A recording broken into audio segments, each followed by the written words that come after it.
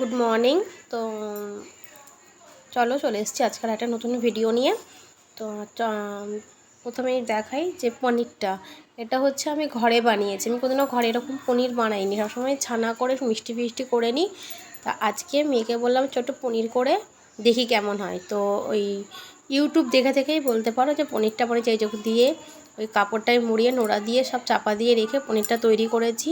কারণ বাজার থেকে কালকে আমার 1 লিটার দুধ নিয়েছিলাম, পুরো দুধটাই কেটে গেছে। তো অতখানি ছানা দিয়ে করবোটা কি, ওই জন্যই ওটা করে ফেললাম। আর ওই আলু দিয়ে করব পনিরটা, আর আলু আর ঝিঙে ভাতে দেব। তো আর এদিকে সমস্ত কাজ পড়ে আছে, কোনো কাজ হয়নি। আর অনেকটা বেলাও হয়ে গেছে, আর কিচ্ছু কাজ হয়নি, সব অগোছালো হয়ে পড়ে রয়েছে। কখন কি করব জানি না। তো চলো, ওই যে সমস্ত কাজ সেরে রান্নাবান্না সেরে সমস্ত কিছু হয়ে গেছে। যে আলু আর ঝিঙেটা শুকনো লঙ্কা ভেজে মেয়েটা মাখবো। একটাই ভেজেছি, কারণ বেশি মাখলে ঝাল করলে মেয়েটা খাবে না, ওই জন্য একটাই ভাতে দিয়েছি। আর ওইদিকে একটা ডিম ভেজেছি, একটা রুটি আছে, কালকে রাতে রুটি করেছিলাম, একটা রুটি আছে, ওইটা আমি ওই টিফিনে নিয়ে যাব, একটুখানি পরে খেয়ে নেবো।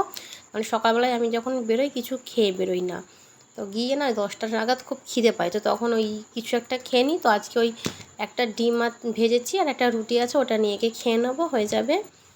আর আলু আর ঝিঙেটা ভাতে মাখা হয়ে গেছে।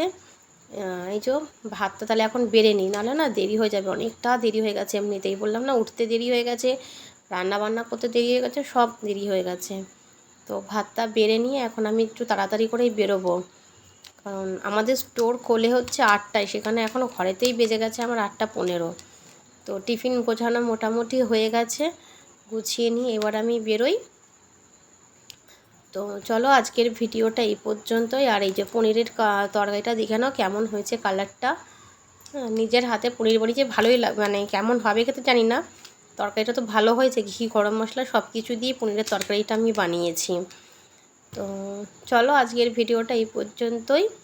তো দেখা হবে পরের আর একটা ভিডিওতে, কারণ এখন খুব হুটোপাটি আছে, হুটোপাটির মধ্যে যতটা পারলাম ততটাই তোমাদেরকে দেখানোর চেষ্টা করলাম। তো আর একটা কথা বলে দিই, যে তোমাদেরও দেখিয়ে দেবো যে সমস্ত কাজ আমার কমপ্লিট হয়ে গেছে, এমন না যে কোনো কাজ পড়ে আছে। কারণ হুটোপাটি করে আমি সমস্ত কাজ আমি করে ফেলি, যতই বেলায় করে উঠি না কেন আমি সব সেরেই বেরোই। তো চলো, আজকের মতন টাটা।